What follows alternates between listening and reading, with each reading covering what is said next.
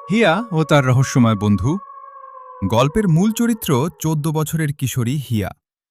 সে তার পিসি রুমি ও পিসেমশাই বরুণবাবুর কাছে শিলিগুড়িতে বড় হচ্ছে। হিয়ার বাবা হিরণবাবু কলকাতায় থাকেন এবং হিয়া জানত যে তার মা ক্যান্সারে মারা গেছেন। হিয়ার স্কুলে শাওলি নামে একটি ঘনিষ্ঠ বন্ধু ছিল, যে ছোটবেলায় এক গাড়ি দুর্ঘটনায় তার বাবা মাকে হারিয়ে এক অদ্ভুত দর্শন ঠাকুমার কাছে বড় হচ্ছিল।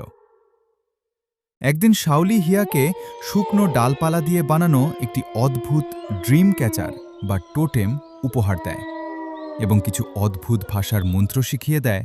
শাওলি জানায় এই মন্ত্র জপ করলে হিয়া তার মৃত মায়ের সাথে যোগাযোগ করতে পারবে। রাতে ঘুমানোর আগে মন্ত্র জপ করার পর হিয়া স্বপ্নে দেখে এক অন্ধকার জঙ্গল, একটি বিশাল গাছের গর্ত এবং সেখানে কিছু নগ্ন নারী মূর্তি কোনো এক অপদেবীর উপাসনা করছে। অতীতের অন্ধকার সত্যি। একদিন পিসি ও পিসেমশাইয়ের কথোপকথন থেকে হিয়ার বাবা মায়ের এক ভয়ঙ্কর অতীত সামনে আসে। জানা যায়, হিরণবাবু যাকে বিয়ে করেছিলেন সে সাধারণ কোনো নারী ছিল না।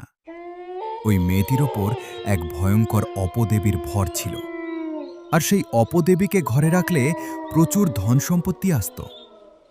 টাকার লোভেই হিরণবাবু তাকে বিয়ে করেছিলেন, কিন্তু পরবর্তীতে ওই অপদেবীর ভয়ঙ্কর রূপ দেখে এবং পাড়ার বাচ্চারা নিখোঁজ হতে শুরু করায় হিরণবাবু তাকে বনহাটার জঙ্গলে ফেলে রেখে আসেন এবং মিথ্যে রটান যে তিনি মারা গেছেন।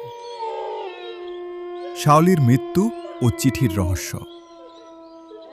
হঠাৎ করেই শাওলির শরীর খুব খারাপ হতে শুরু করে এবং সে মারা যায়। মৃত্যুর পর শাওলির ঠাকুমা হিয়াকে শাওলির লেখা একটি চিঠি দেন।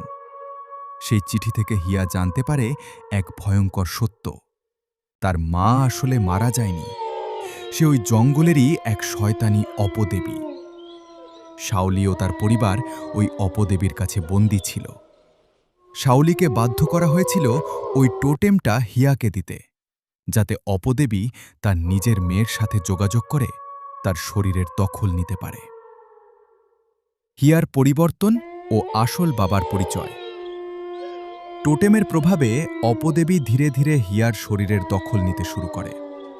একদিন হিয়াকে বাথরুমে অস্বাভাবিক অবস্থায় দেখতে পেয়ে তার পিসেমশাই বরুণবাবু তাকে বাঁচাতে যান। তখন হিয়া তাকে আক্রমণ করে। মৃত্যুর ঠিক আগে বরুণবাবু স্বীকার করতে বাধ্য হন যে হিরণবাবু নয়, তিনিই আসলে হিয়ার জন্মদাতা বাবা।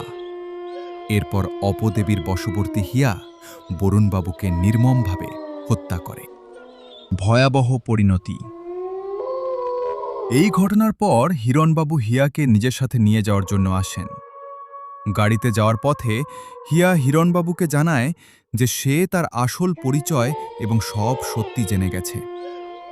ঠিক সেই সময় রাস্তার মাঝে হিয়ার মা অপদেবীর রূপ নিয়ে এসে দাঁড়ায়, যার ফলে গাড়িটি গাছে ধাক্কা মারে।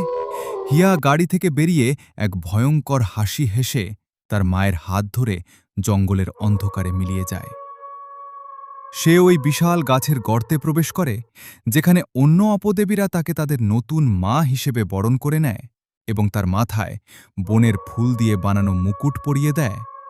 হিয়া তার মানব জীবন পেছনে ফেলে চিরতরে এক শয়তানি শক্তিতে পরিণত হয়। গল্পটি ভালো লাগলে চ্যানেলটি সাবস্ক্রাইব করে বেল আইকনটি অল করে দিন।